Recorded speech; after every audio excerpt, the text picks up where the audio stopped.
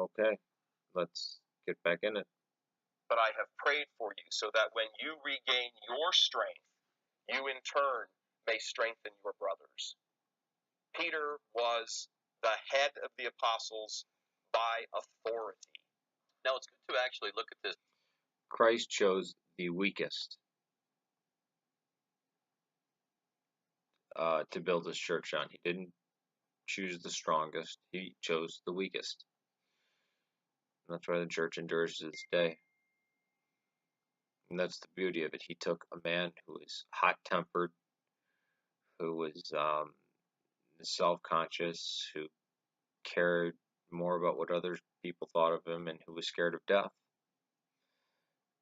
And because he didn't build it on a strong man, he built it on a man with all the flaws of humanity. That's why it flourished. Continuing on. The Orthodox problem, as what's happening today in the Catholic Church, we desperately need a strong pope, a leader who's going to step up and answer all questions, such as the dubia on divorce and remarriage. Can bishops who are speaking contrary to that, even if they have billions of dollars in their church, such as the Germans, who said, we should be able to go autonomous a couple of years ago and do our own thing, caused Cardinal Mueller to say, well, wait, that's like schism. So it's desperately shown in our own age that we need a strong leader to unify us, even amongst our own Catholic ranks, how much more so outside of the Catholic Church. They need the same unity, same confirmation that they're not getting out there at all. And I lived with an Orthodox for a while, and I had also a very good priest who was an Orthodox priest. And I can tell you that they long for that even amongst their own ranks. No. That's only in the United States when St. Tikhon said, form your own churches. And it was misunderstood because you had the Christian say, then the Greeks, the Antiochians, the Serbs, then the Russians, because he said, don't listen to this patriarch after I'm gone. And then you had Roac and all that kind of stuff. So it only happened in the United States and Canada that incident happened. Number two, most important, is Christ is our King. Christ is our leader. Christ is our head. And as long as we stick with the 7 ecumenical councils and do not change, here's an Orthodox joke. How many Orthodox does it take to change a light bulb? Change? What's change? Now, the Roman Catholics can call councils every 50 years.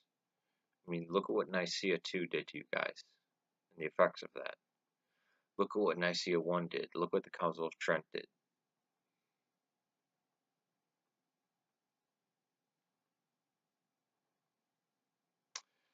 Really? You think we need a grand leader that can call an ecumenical council? Only an emperor can call an ecumenical council. And Haile Selassie died in what, like 62, and Tsar Nicholas died in 1917. So, and then the last Byzantine emperor died in 1452. Last ecumenical council was in 700s, and ecumenical councils only deal with Christology. So what else needs to be discussed? Nothing. There's been certain synods. That's it. There will never be reuniting with the Roman Catholic Church. In fact, there are many Unia churches that are returning to the Eastern Orthodox Church. I actually go to an OCA parish, which used to be Carpatho Rus, that was in communion with Rome. St. Alexis Toth brought 5 churches that were Uniate back to the Eastern Orthodox way. When they have their own conferences, no one wants to give up any power. Everybody's, well, you're getting above everybody else. They have this term primus inter pares, which is first among equals, and it goes back to the Bishop of Rome and the Patriarch of the West. That's true. The Pope was first among equals. He was equal to every other patriarch, every other bishop. just as Cyprian said.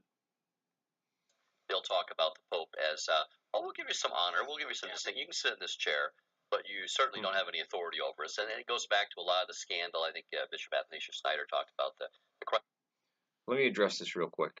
Clement of Alexandria, Clement of Rome talks about a group of elders in Rome. There wasn't just one bishop in Rome. Ignatius of Antioch writes to a council of bishops in Rome. It's not for after a century and a half that we get one bishop in Rome.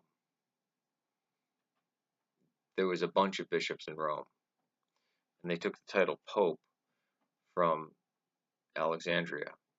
So, but you know where there was one bishop?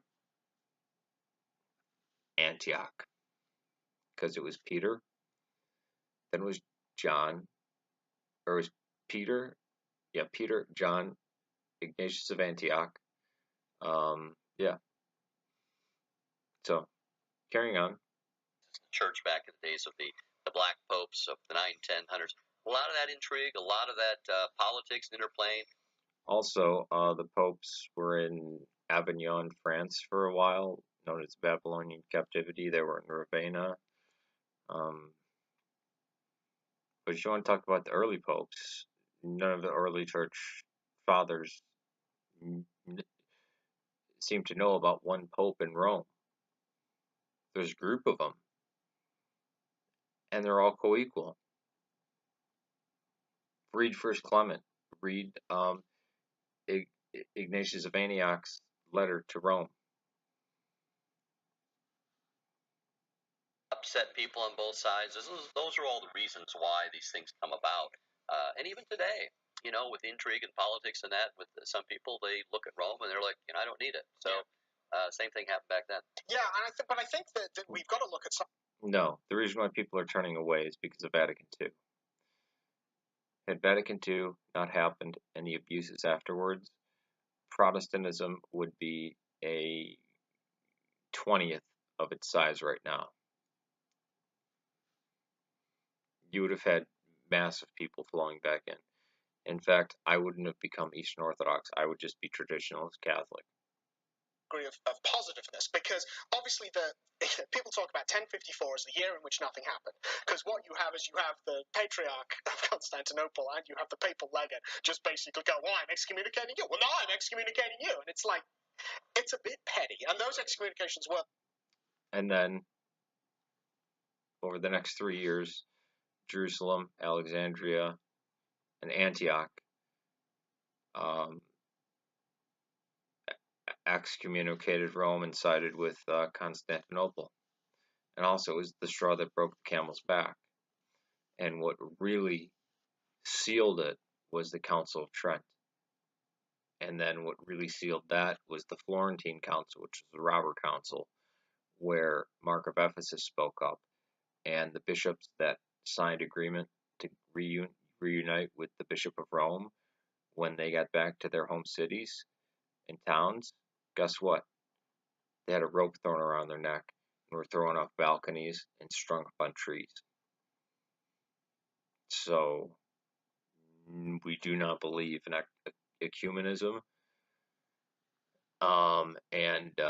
Again, since the 5th century, there was a lot of stuff building up. How do you get past? You guys like Augustine. Half of the Eastern Orthodox believe he's a Manichaean agent. Original sin, predestination. Yeah. You got to get rid of that first. In 1965. That's a bit petty, but there's these various tiny little things that have caused, as you said, Christine, this division that has come along. And the problem with the schism is, this is why we're fighting so hard to avoid a schism today. No schism has ever been healed fully. The individuals may come back, but the church as a whole never comes back. However, did in Antioch, when Ignatius IV died, I went under Zacharias. regard to the Eastern Catholic churches, there are some examples that since kind of about the 16th century, various large groups from these churches have come back, and they've come back with their liturgical like the Jacobites and the Malankara. structures intact. They've come back, priests and bishops and laity, and they've come back and they continue on these very rich liturgical traditions. And Rocor that just happened in 2012. That are different, very beautiful. They're different from the Latin rite that we're familiar with, and we're obviously familiar, with the Tridentine Mass and the Novus Ordo Mass, which are both part of the Latin rite. But there's these rites in Greek and offered in different languages and very different styles and forms of worship that speak to sort of different theological emphases, and they're very, very beautiful.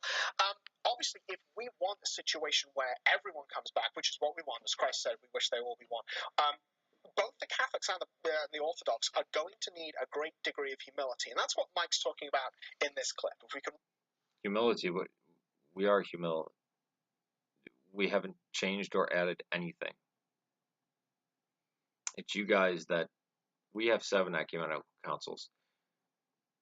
You guys have had what, 23 now? And you've gone back on stuff that you've said. Like, where's limbo? What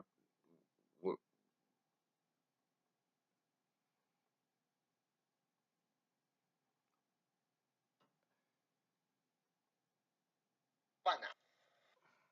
Imagine what the world could be like if 1.2 billion Roman Catholics and 350 to 400 million Orthodox, Eastern Orthodox, got together and said, we are going to be completely one faith. Pope John Paul II kissed the Quran and went into a synagogue. The Pharisees, which are the modern rabbinical Jews, hate Christ, and they have it in their Talmud. The Quran commands the subjugation, destruction, enslavement, and murder and rape of Christians, and it cost the Eastern Orthodox 3/4 of their land. And Pope John Paul II kissed a copy of the Quran. We will not forget that until you guys come out and say him doing that is just as bad as sprinkling incense to Baal or Dagon or Astaroth or Moloch. Until that's condemned,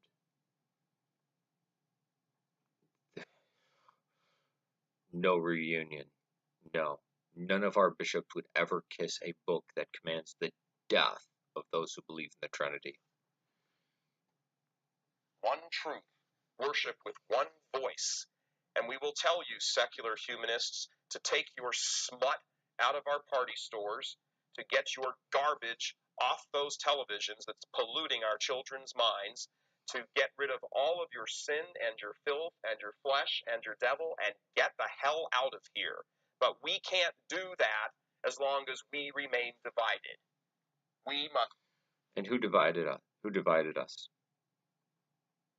It was you. It was Rome. It wasn't the other 4 seas. It was Rome. Who changed? The Tridentine Mass is not a historical liturgy. It comes from the Council of Trent. Not John Chrysostom. It's not a liturgy of St. Mark or St. James. You changed the Nicene Creed to add the Filioque. You changed things in Vatican II.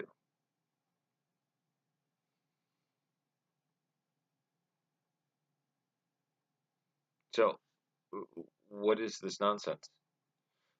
Come home. Come back to the one true church. Now we still recognize that Rome is a see. But she's badly bleeding and beaten.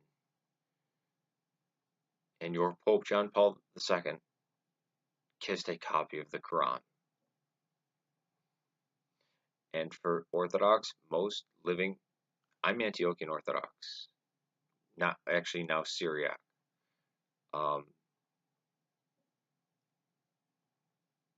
what does that say to the Copts? What does that say to the Syriacs? What does that say to the Assyrian Church of the East?